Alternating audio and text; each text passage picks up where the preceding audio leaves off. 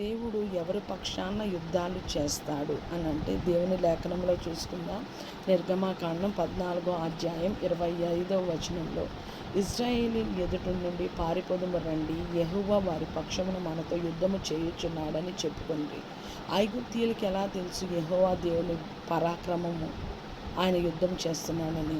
ఐగుప్తులో 10 తెగులు వచ్చినప్పుడు వారు చూచారు, వారు అనుభవించారు, దేవుడు అంటే ఎవరో తెలుసుకున్నారు. ఇక్కడికి వచ్చి చూసినప్పుడు ఎర్ర సముద్రం 2 పాయలుగా చీలిపోయి, మరలా దాంట్లో ఐగుప్తీయులు ఇశ్రాయేలీయులను వెంబడిస్తున్నప్పుడు ఆ సముద్రం మరలా కలిసిపోయినప్పుడు దాంట్లో ఐగుప్తీయుల రథాలు రౌతులు చనిపోయారు. అందుబట్టి వాళ్ళు తెలుసుకున్నారు. అలాగే 2వ దినవృత్తాంతాల గ్రంథం 20వ అధ్యాయం కొన్ని వచన భాగాలు మనం చూసుకుందాం. 3 నుంచి 7 వరకు చూసుకుందాం.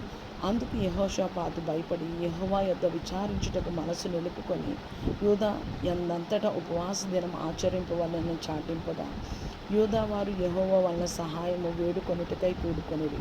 యెహోవా యొద్ద విచారించుటకు యూదా పట్టణాలన్నిటిలో నుండి జనులు వచ్చిరి.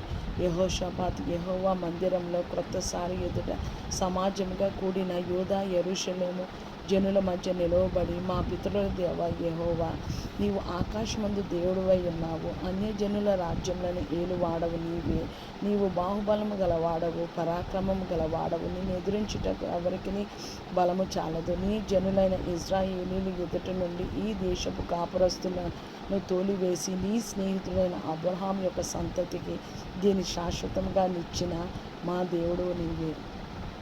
యెహోషాపాతు దేవుడి యొద్ద మనస్సు నిలిపి విచారణ చేసి ఉపవాసం ఉండి అడుగుతున్నాడు, మనకి దేవునితో అటువంటి సహవాసం ఉన్నదా అండి? ఆయనతో సహవాసం చేసిన ఎలా మీకు మేలు కలుగునను, అటులనే ఆశీర్వాదం కలుగునని యోబు గ్రంథంలో రాయబడింది.